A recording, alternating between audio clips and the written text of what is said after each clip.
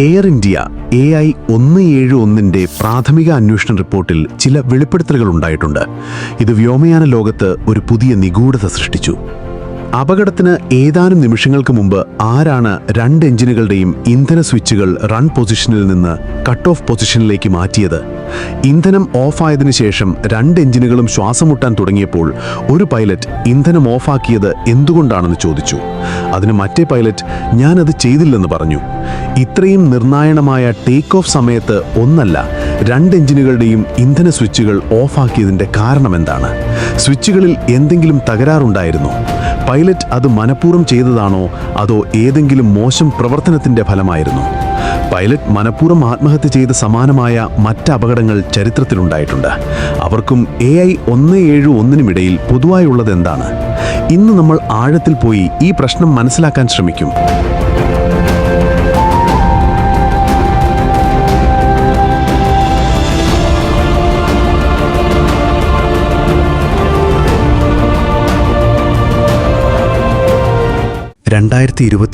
June 12 രാവിലെ അഹമ്മദാബാദ് അന്താരാഷ്ട്ര വിമാനത്താവളത്തിൽ ഒരു പതിവ് ദിവസമായിരുന്നു. വായുവിൽ നേരിയ ചൂടുണ്ടായിരുന്നു.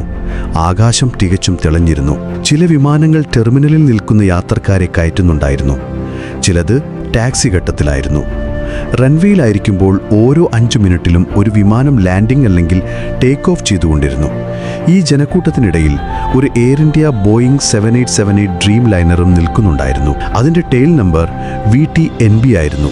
ഫ്ലൈറ്റ് നമ്പർ AI-171 ആയിരുന്നു. ഇന്ന് 2 മണിക്കൂർ മുമ്പ് ഡൽഹിയിൽ നിന്ന് അഹമ്മദാബാദിലേക്ക് ഈ വിമാനം വന്നിരുന്നു. ഇപ്പോൾ അത് അഹമ്മദാബാദിൽ നിന്ന് ലണ്ടനിലേക്ക് പോകാൻ ഒരുങ്ങുകയായിരുന്നു. കുറച്ച് നിമിഷങ്ങൾക്ക് ശേഷം ഈ ഡ്രീം ലൈനർ ലോകമെമ്പാടും വാർത്തകളിൽ ഇടം നേടുകയും വ്യോമയാന ലോകത്ത് ഒരു നിഗൂഢത അവശേഷിപ്പിക്കുകയും ചെയ്യുമെന്ന് ആർക്കും അറിയില്ലായിരുന്നു. 56-കാരനായ ക്യാപ്റ്റൻ സുമിത് സബർവാൾ കോക്പിറ്റിലുണ്ടായിരുന്നു. അദ്ദേഹത്തിൻ്റെ ആകെ പറക്കൽ പരിചയം 15,600 മണിക്കൂറാണെന്ന് പറയപ്പെടുന്നു. അതിൽ 8,200 മണിക്കൂർ അദ്ദേഹം ഈ ബോയിങ് 787-ൽ നേടി. ഫസ്റ്റ് ഓഫീസർ എന്നും വിളിക്കപ്പെടുന്ന സഹ പൈലറ്റ് 32-കാരനായ ക്ലൈവ് കുന്ദറായിരുന്നു. 3,400 മണിക്കൂർ അനുഭവ പരിചയമുള്ള ഇവരുടെ ബോയിങ് 787 വിമാനം 1,128 മണിക്കൂർ പറത്തി. വിമാനം പറക്കുന്നതിന് ഏകദേശം 1.5 മണിക്കൂർ മുമ്പ് 2 പൈലറ്റുമാരും ബ്രീത്ത് അനലൈസർ പരിശോധനയിൽ വിജയിച്ചതായും പറക്കലിന് അനുയോജ്യരാണെന്ന് കണ്ടെത്തിയതായും റിപ്പോർട്ടിൽ പറയുന്നു. ഇതേ വിമാനം VTNB ഡൽഹിയിൽ നിന്ന് അഹമ്മദാബാദ് ഓപ്പറേറ്റിംഗ് ഫ്ലൈറ്റ് AI-423-ലെത്തിയിരുന്നു. മുൻ വിമാനത്തിൽ ഒരു ചെറിയ സാങ്കേതിക പ്രശ്നം ഉയർന്നു വന്നിരുന്നു. അത് വിമാന അറ്റകുറ്റപ്പണി എഞ്ചിനീയർ ട്രബിൾ ഷൂട്ടിംഗ് വഴി പരിഹരിച്ചു. ഇപ്പോൾ ഈ വിമാനം അടുത്ത പറക്കലിന് പൂർണ്ണമായും തയ്യാറായി. AI-171 വിമാനത്തിലാകെ 230 യാത്രക്കാരുണ്ടായിരുന്നു. വിമാനത്തിൽ 54,200 കിലോഗ്രാം ഇന്ധനം നിറച്ചിരുന്നുവെന്നും അതിൻ്റെ ടേക്ക് ഓഫ് ഭാരം 2,13,400 കിലോഗ്രാം ആയിരുന്നുവെന്നും അന്വേഷണ റിപ്പോർട്ടിൽ എഴുതിയിട്ടുണ്ട്. ഇത് ബോയിങ് 787 തികച്ചും സാധാരണ പരിധിയിലാണ്. വിമാനത്തിൽ അപകടകരമായ വസ്തുക്കളുടെ സാന്നിധ്യത്തിൻ്റെ ലക്ഷണങ്ങളൊന്നും ഉണ്ടായിരുന്നില്ല. എല്ലാം സാധാരണ നിലയിലായിരുന്നു. കയറിയതിനു ശേഷം എയർ ട്രാഫിക് കൺട്രോൾ ടവറിൻ്റെ റെക്കോർഡിംഗുകൾ അനുസരിച്ച് 1:13 വിമാനം ടെർമിനലിനോട് പിന്നോട്ട് പോകാനും സ്റ്റാർട്ടപ്പ് ചെയ്യാനും അനുമതി ചോദിച്ചു. ഉച്ചയ്ക്ക് 1:33 45 സെക്കൻഡിനും വിമാനത്തോട് റൺവേ 23-ൽ നിരനിരയായി നിൽക്കാൻ ATC നിർദ്ദേശിച്ചു. ആ സമയത്ത് കാറ്റിന്റെ വേഗത 6 നോട്ടായിരുന്നു, അതായത് മണിക്കൂറിൽ ഏകദേശം 11 കിലോമീറ്റർ. കാലാവസ്ഥ തികച്ചും വ്യക്തമായിരുന്നു. ദൃശ്യപരത 6,000 മീറ്ററിൽ രേഖപ്പെടുത്തി. അതായത് ഒരു സാധാരണ ടേക്ക് ഓഫിന് എല്ലാം തികഞ്ഞതായിരുന്നു.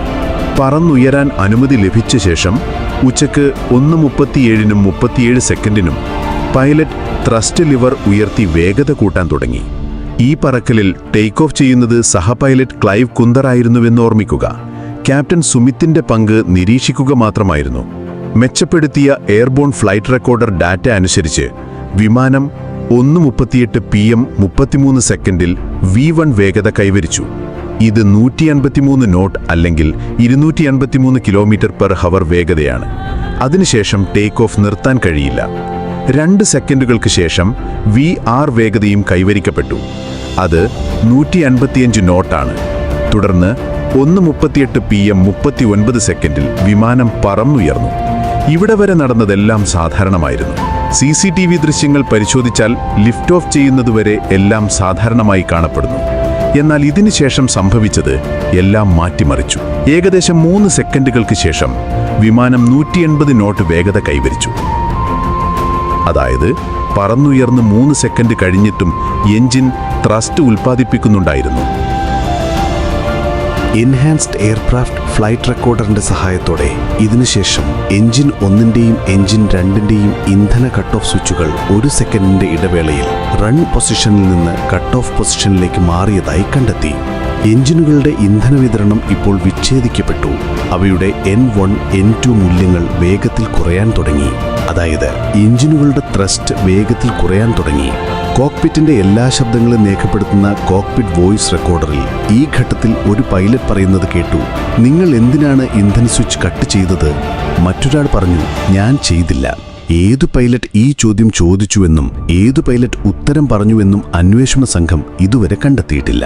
CCTV ദൃശ്യങ്ങളിലും ലിഫ്റ്റ് ഓഫിന് തൊട്ടു പിന്നാലെ റാമർ ടർബൈൻ വിന്യസിക്കുന്നത് കാണാമായിരുന്നു.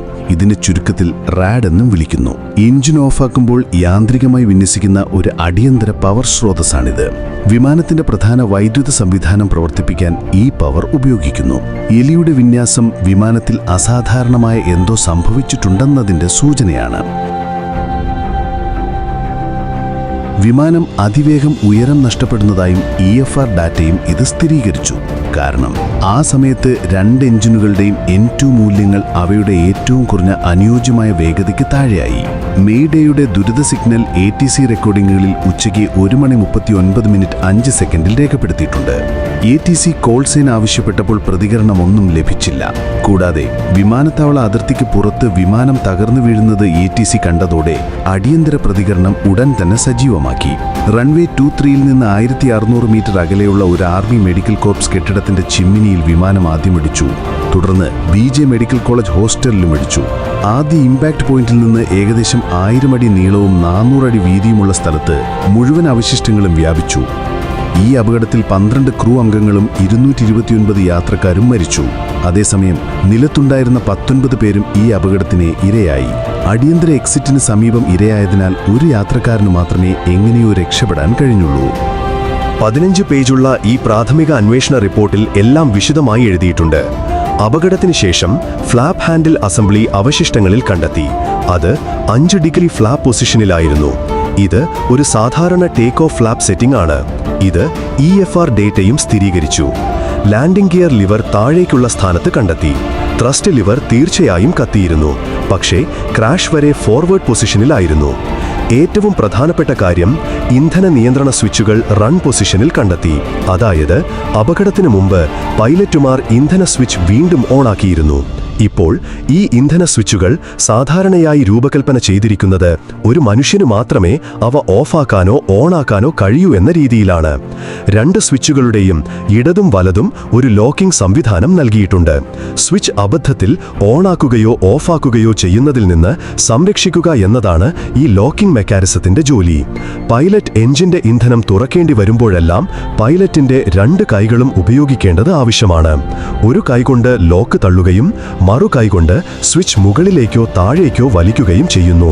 ഇതാണ് ഏറ്റവും അത്ഭുതകരമായ കാര്യം. കാരണം ആർക്കും ഒരു കൈകൊണ്ട് ഇന്ധന സ്വിച്ച് ഓണാക്കാനോ ഓഫാക്കാനോ കഴിയില്ല. കോക്പിറ്റ് വോയിസ് റെക്കോർഡറിൽ കേട്ടതുപോലെ പൈലറ്റ് സ്വിച്ചുകൾ ഓഫാക്കിയില്ലെങ്കിൽ ആരാണത് ചെയ്തത്? അത് അബദ്ധത്തിൽ സംഭവിച്ചാലും 2 സ്വിച്ചുകളും എങ്ങനെ അബദ്ധത്തിൽ ഓഫായി എന്നതാണ് ചോദ്യം. അതും ഒന്നിനു പുറകെ ഒന്നായി. അന്വേഷണ റിപ്പോർട്ടിൽ 2 ഇന്ധന സ്വിച്ചുകളും 1 സെക്കൻഡ് ഇടവേളയിൽ ഓഫാക്കിയതായും ഇത് തികച്ചും സാധാരണ മനുഷ്യ ഇടപെടലാണെന്ന് തോന്നുന്നുവെന്നും കണ്ടെത്തി. പിന്നീട് ഈ 2 സ്വിച്ചുകളും വീണ്ടും ഓണാക്കി. പക്ഷേ അപ്പോഴേക്കും വളരെ വൈകിപ്പോയിരുന്നു. അന്വേഷണ റിപ്പോർട്ട് അനുസരിച്ച് ഇന്ധനം വിച്ഛേദിച്ചതിനും എഞ്ചിൻ 1ലേക്കുള്ള വിതരണം പുനരാരംഭിക്കുന്നതിനുമിടയിൽ ഏകദേശം 10 സെക്കൻഡ് ഇടവേളയുണ്ടായിരുന്നു. ഇന്ധനം വിച്ഛേദിച്ചതിനും എഞ്ചിൻ 2ലേക്കുള്ള വിതരണം പുനരാരംഭിക്കുന്നതിനുമിടയിൽ ഏകദേശം 14 സെക്കൻഡ് ഇടവേള ഉണ്ടായിരുന്നു. 2 എഞ്ചിനുകളും വീണ്ടും ത്രസ്റ്റ് ഉൽപ്പാദിപ്പിക്കാൻ തുടങ്ങിയതിന് തെളിവുകളുണ്ട്. എന്നാൽ ആ നിമിഷം തന്നെ അത് തകർന്നു. ഇപ്പോഴിവിടെ ഏറ്റവും വലിയ രഹസ്യം, AI-17-1 വിമാനം പറന്നുയരുന്നതുവരെ തികച്ചും മികച്ചതായിരുന്നു എന്നതാണ്. എഞ്ചിൻ മുതൽ അതിൽ നിറയ്ക്കുന്ന ഇന്ധനം വരെ എല്ലാം സാധാരണമായിരുന്നു.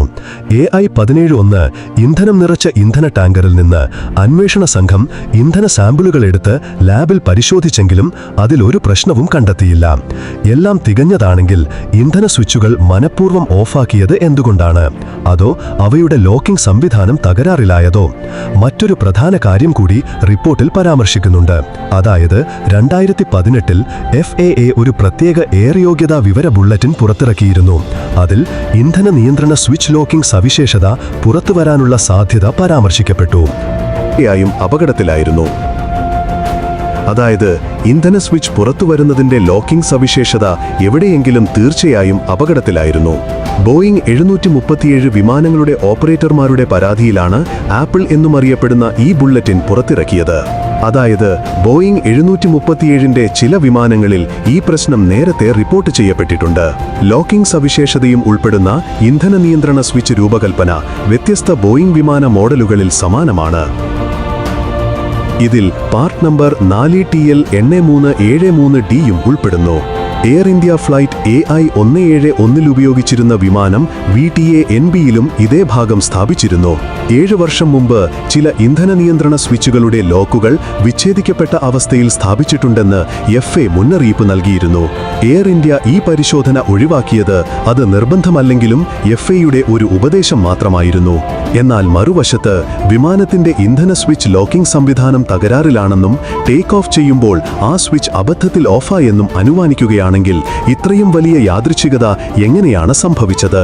ഒരു സെക്കൻഡിന്റെ ഇടവേളയിൽ 2 സ്വിച്ചുകളും ഒന്നിനു പുറകെ ഒന്നായി ഓഫാകുകയും പൈലറ്റ് തന്നെ അത് മനഃപൂർവ്വം ചെയ്തതാണെങ്കിൽ ഇതിന് ഒരു കാരണമേ ഉണ്ടാകൂ.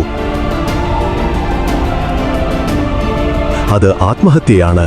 പക്ഷേ അത് യഥാർത്ഥത്തിൽ ആത്മഹത്യയാണോ അല്ലയോ? 2015-ൽ ജർമ്മൻ വിങ്സ് ഫ്ലൈറ്റ് 9525ന്റെ സഹപൈലറ്റ് ക്യാപ്റ്റൻ ബാത്റൂം ഉപയോഗിക്കാൻ പോയപ്പോൾ കോക്പിറ്റ് അകത്തുനിന്ന് ലോക്ക് ചെയ്തതാണ്. കോക്പിറ്റ് വോയിസ് റെക്കോർഡർ വെളിപ്പെടുത്തിയത് വിമാനം ആൽപ്സിൽ മനഃപൂർവ്വം ഇടിച്ചുകയറ്റിയെന്നാണ്. പിന്നീട് കോപൈലറ്റിന് മോശം മാനസികാരോഗ്യ റെക്കോർഡുണ്ടെന്ന് കണ്ടെത്തി. 2013-ൽ ലാംപ് മൊസാംബിക് ഫ്ലൈറ്റ് 470ന്റെ ക്യാപ്റ്റൻ ഫസ്റ്റ് ഓഫീസർ കോക്പിറ്റിൽ നിന്ന് പുറത്തുപോയപ്പോൾ ഓട്ടോ പൈലറ്റ് സ്വമേധയാ 0 അടിയിലേക്ക് സജ്ജമാക്കി. FDR ഡാറ്റ അദ്ദേഹം ഇത് മനഃപൂർവ്വം ചെയ്തതാണെന്നും വിമാനം തകർന്നു വീണുവെന്നും സ്ഥിരീകരിച്ചു. അതുപോലെ 1999-ൽ ഈജിപ്ത് ഫ്ലൈറ്റ് 990-ൽ അപകടത്തിനു മുമ്പ് കോക്പിറ്റിൽ മതപരമായ വാക്യങ്ങൾ കേട്ടു. അതിനുശേഷം വിമാനം നോസ് ഡോഫ് പൊസിഷനിലേക്ക് പോയി. ഈജിപ്ഷ്യൻ സർക്കാരിന്റെ അഭിപ്രായത്തിൽ സഹപൈലറ്റിന്റെ ഈ നടപടി ഒരു മെക്കാനിക്കൽ തകരാറിന്റെ ഫലമായിരുന്നു. FAA ഇതൊരു ആത്മഹത്യാ ദൗത്യമായി കണക്കാക്കിയപ്പോൾ 1997-ൽ സിൽക്ക് എയർ ഫ്ലൈറ്റ് 185-ൽ പൈലറ്റ് ആദ്യം കോക്പിറ്റ് വോയിസ് റെക്കോർഡറും ഫ്ലൈറ്റ് ഡാറ്റ റെക്കോർഡറും സ്വമേധയാ ഓഫാക്കി. തുടർന്ന് വിമാനം ഒരു നോസ് ഡൗൺ പൊസിഷനിൽ കൊണ്ടുവന്ന് തകർന്നു. ചരിത്രത്തിൽ ഈ സംഭവങ്ങൾ മനസ്സിൽ വെച്ചുകൊണ്ട് ഈ എല്ലാ ആത്മഹത്യാ ദൗത്യങ്ങളിലും ഒരു കാര്യം സാധാരണമാണെന്ന് കണ്ടെത്തി: പൈലറ്റ് ATCയോട് പ്രതികരിക്കുന്നില്ല. എന്നാൽ എയർ ഇന്ത്യ 171ന്റെ കാര്യത്തിൽ സോഷ്യൽ മീഡിയയിൽ ഇതൊരു ആത്മഹത്യാ ദൗത്യമായി കാണിക്കുന്നതിനാൽ അതൊട്ടും തോന്നുന്നില്ല. ഇതുവരെ നടത്തിയ അന്വേഷണമനുസരിച്ച് കാരണം പൈലറ്റ് ഒരു ഘട്ടത്തിൽ ഇന്ധന സ്വിച്ചുകൾ വീണ്ടും ഓണാക്കിയിരുന്നു.